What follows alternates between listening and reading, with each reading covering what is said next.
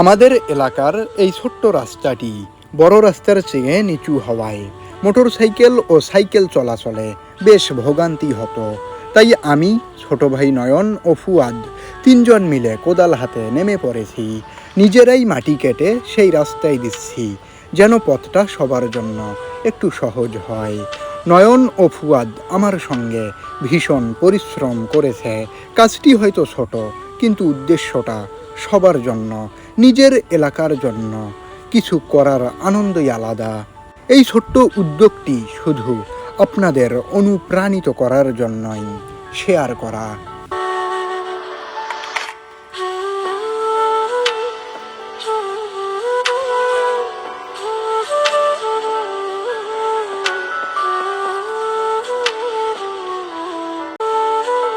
Finally আমাদের কাজ শেষ। এটা দিয়ে মানুষজন চলাচল করবে এখন সুন্দরভাবে।